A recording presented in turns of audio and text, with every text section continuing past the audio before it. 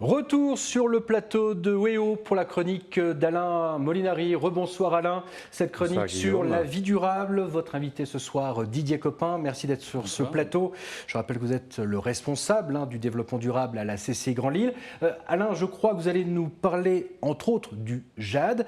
Justement, Didier Copin, qu'est-ce que le JAD ? Alors JAD, c'est un événement que nous avons créé depuis maintenant 9 ans en fait, les Journées annuelles développement durable et entreprise. Donc c'est effectivement chaque année la rencontre des dirigeants d'entreprise qui échangent entre eux sur les bonnes pratiques que l'on peut mener principalement en PME-PMI mais aussi dans les grandes entreprises.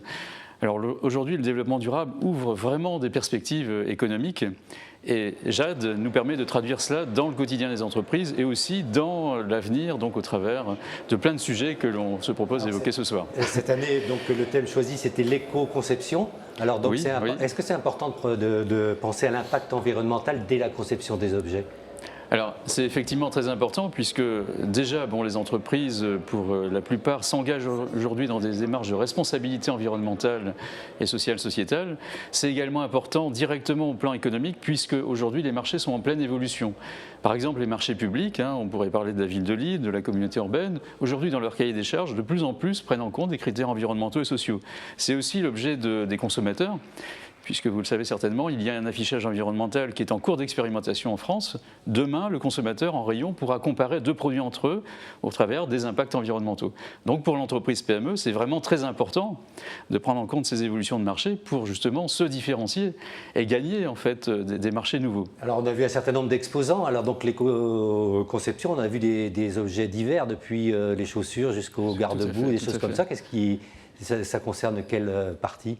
Alors on avait effectivement lors de JAD et du premier concours régional éco-conception co-organisé par la CCI et le centre, le CD2E, la plateforme Avenir, puisqu'on a la chance d'avoir en région une plateforme sur l'analyse en cycle de vie. Donc nous avions 18 entreprises primées et par exemple l'entreprise Optilia qui a conçu une chambre donc avec des matériaux futurs, matériaux largement utilisant les ressources naturelles. Donc là vraiment on a des nouveautés. Donc d'ailleurs j'invite nos spectateurs donc quand ils vont à l'hôtel, se poser la question mais est-ce que cette chambre est éco-conçue et si ça n'est pas le cas, d'interroger en fait l'hôtelier en lui disant mais c'est possible aujourd'hui d'innover, pourquoi vous ne proposez pas une chambre éco-conçue? Il y a des solutions en région Nord-Pas-de-Calais. Actuellement, il faut aller à Ravenne-les-Francs pour les voir celles-là. Mais on a vu aussi des grandes entreprises telles que Rocket qui proposait une alternative au plastique issu du pétrole, donc un plastique issu des végétales. Ça veut dire que les grandes entreprises investissent beaucoup en recherche et développement. Pardon, oui, tout à fait. En recherche et développement, pour le développement durable. C'est le cas de Rocket, effectivement, au travers de son projet Gaïa-Laine, Gaïa, effectivement, la déesse de la Terre.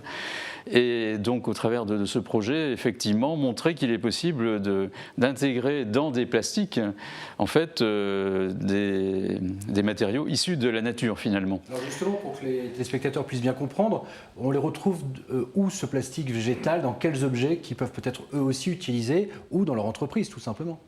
Alors, on avait justement sur JAD aussi l'entreprise Élise qui, dans les bureaux, nous met à disposition des poubelles en fait, de récupération de nos papiers.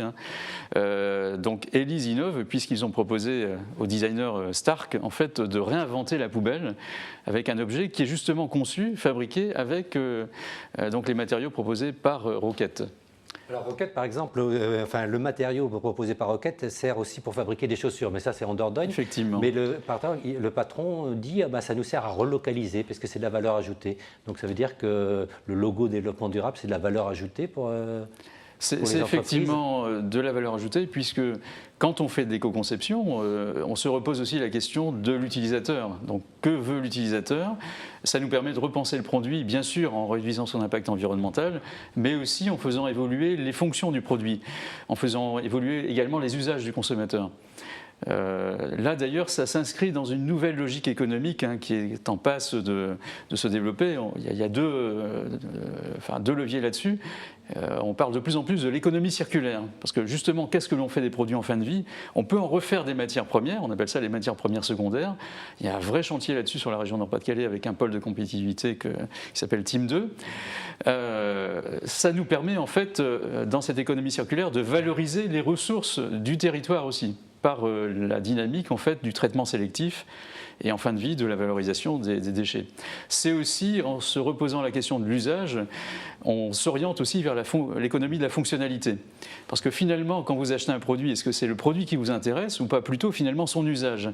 Ça nous permettrait demain, si on s'y prend bien, par l'économie de la fonctionnalité, de retrouver des perspectives économiques en dissociant en partie la croissance de l'utilisation de ressources. Parce que, voilà. En tout cas, je crois que Didier Coppin a bien compris que maintenant, le développement durable, ce n'est plus un gadget pour les entreprises, c'est vraiment une source de développement.